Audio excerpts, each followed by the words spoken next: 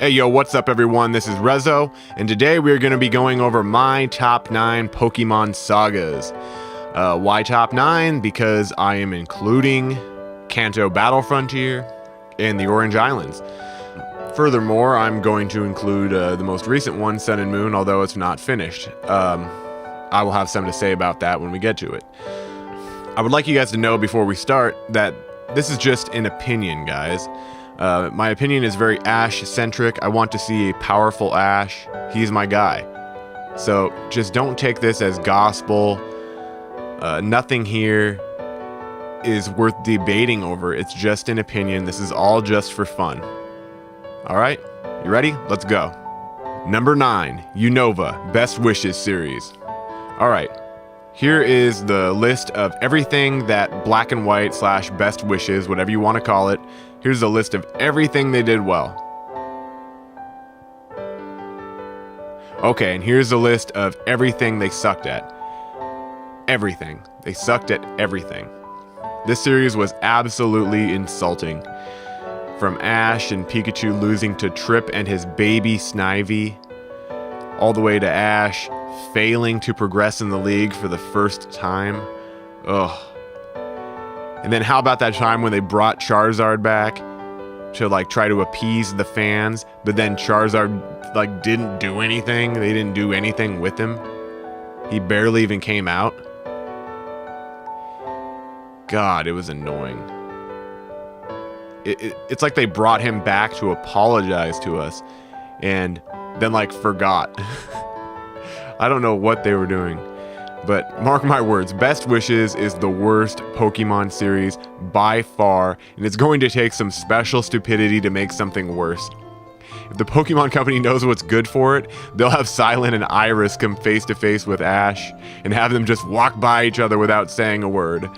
I really think that's the way to erase it from continuity silently, you know? It's not even worth a joke. Just aver that it's gone. You know what might actually be better is to just give Pikachu his Volt Tackle back and say nothing about it. Huh? Yeah? That would be good. That's probably the worst thing that Black and White did. Oh, nothing pisses me off more than Pikachu losing his Volt Tackle. Remember when Pikachu murdered a Mew and Mewtwo with Volt Tackle? Remember when Pikachu took out a Regice with Volt Tackle right after it had rested? Remember when Pikachu tied with a Latios with Volt Tackle that aided an Iron Tail? I want that Pikachu back, and I blame Best Wishes for killing him. Really, that is why I hate Best Wishes the most. I blame it for killing Ash's Pikachu. Number 8, Hoenn, Advanced Generation series. Now, this one's probably pretty controversial. Because Hoenn wasn't that bad. I think my biggest problem with Advanced Generation, at least this part of it in Hoenn, is that all of the best things happened at the end of Advanced Generation, and as I said, I'm going to include Kanto Battle Frontier in this list. So, it's kind of just screwed by that. And the fact that it just took a while to heat up. It took a while to get any good. I will say that it did do a very good job with the female traveling companion. It did do a good job with May. It did a very good job with her. She's probably the female traveling companion who had the most development. At least she had the best rivals. She had the most stuff going on. It made her seem like she was actually important. It didn't seem... I don't know if at the time they had planned they were going to throw her away after that generation, like they did, or keep her around like they had with Misty for a while. So I wonder if they thought that they were going to keep her for a while or what. But whatever it was, they did a good job with Drew and Harley and all of that. Yeah, I just don't think that there's much more to say about it. So moving on. Number 7, Johto, the original series. It's almost impossible for me to believe that the anime was meant to end in Johto. They must have decided it wouldn't end very early on when they were making Johto.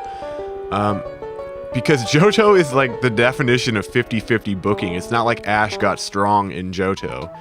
His Pokemon, like most of them, won 50% of the time and lost the other 50%, which is kind of annoying for a main character.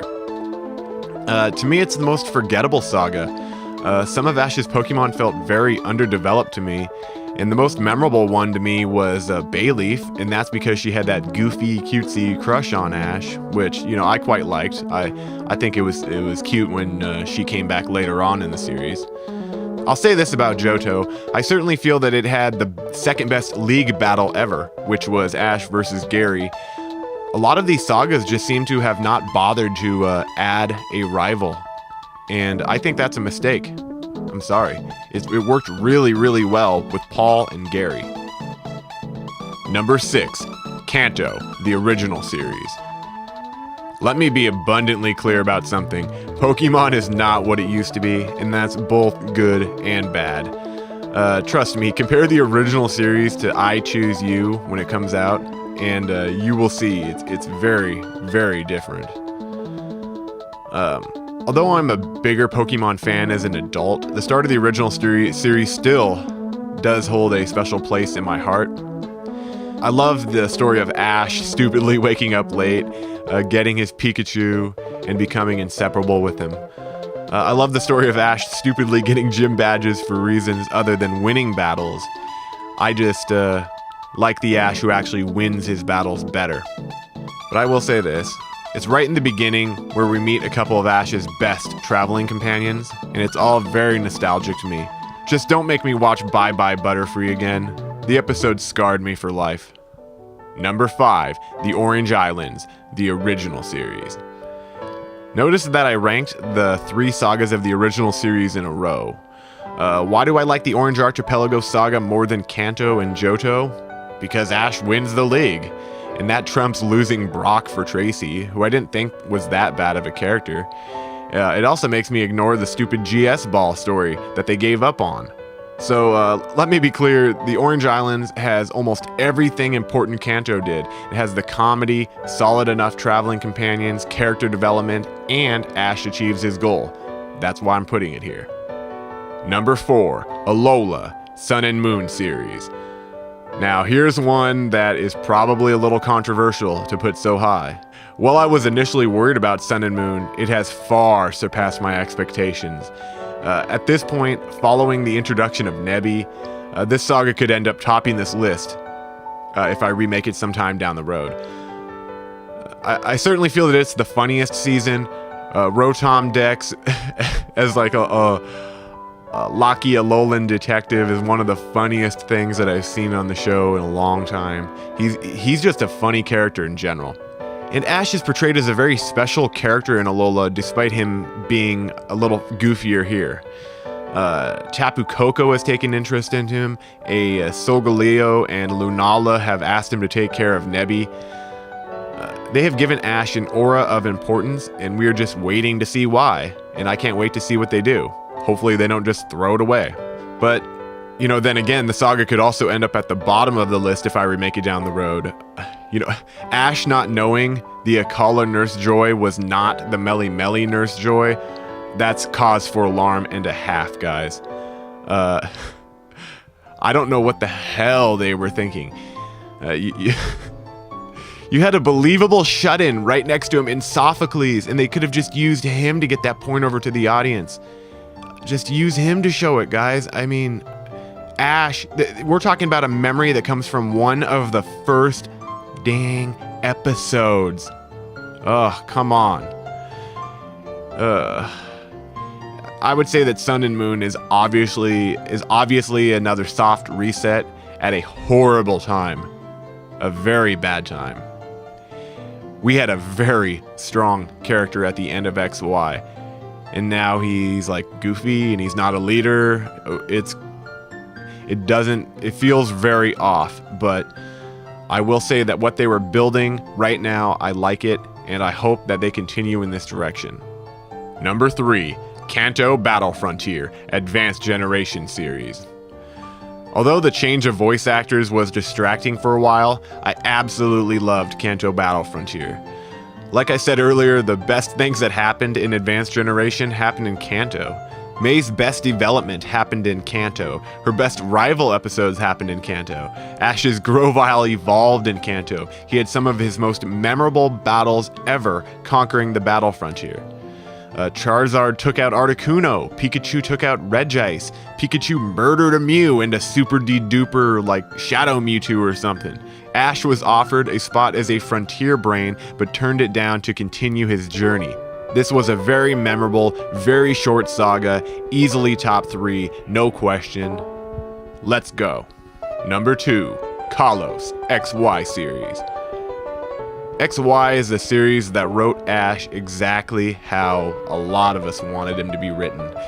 Ash as a leader, a proficient battler, the cool guy, a bona fide hero.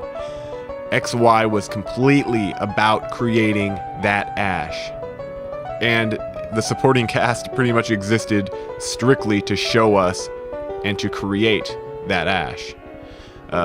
Serena existed almost completely to show us who this Ash was, and it worked stupendously. Clement was there to show that Ash had grown. You know what he was? He was like Brock. He was a display that, well, Ash initially needed a guy like Brock to baby him and take care of him and follow him around. Now, that guy, he needs to follow Ash around. Greninja had a similar role to show that strong Pokemon could benefit by teaming with Ash, and Ash was special enough to bring them to the next level, and boy did Ash bring Greninja to the next level. Am I right? Yeah, I'm right. By the time that Battle Bond was mastered for the first time, I believe that Ash was one of the best trainers in the world. I believe that he could beat Diantha, and that he would if he stuck around, and they kept, writing that universe. But unfortunately, I think that something happened behind the scenes in the end. I don't think it made sense for Ash to lose to Alon twice before the league and then lose to him again at the league. The way the writing was structured, it's like Ash was going to take the league. Unfortunately, some writers were randomly brought in to write the final league episodes. To me, that sounds like creative differences behind the scenes. Who knows, but I will say this, small creative differences could have made this saga unbeatable. But I think it is beatable by one series that didn't have a fatal mistake at the end. Number 1, Sinnoh Diamond and Pearl series. Well, we essentially got the Ash that I always wanted in XY. I feel like we saw him built to that in Diamond and Pearl. And I think that totally makes sense because XY immediately follows Diamond and Pearl. There's nothing in between them. I don't know why they didn't make episodes for a few years. That was kind of weird. But anyway, in Sinnoh, we got Ash's greatest rival, Paul. He was a cold, objective, pure battler. He would take what he thought was the easiest route to gaining strength, and that made him appear almost evil to Ash. At times, I would say he was evil. Like abusing the hell out of Chimchar and releasing him.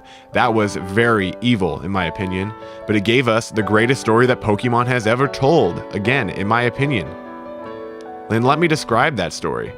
The story of a warm-hearted, caring, competitive Pokemon trainer taking in an abused Pokemon and showing the abuser of that Pokemon just how important nurture is when it comes to Pokemon battling. Ash showed Paul that nurturing Pokemon makes you stronger than just capturing the strongest ones and torturing them.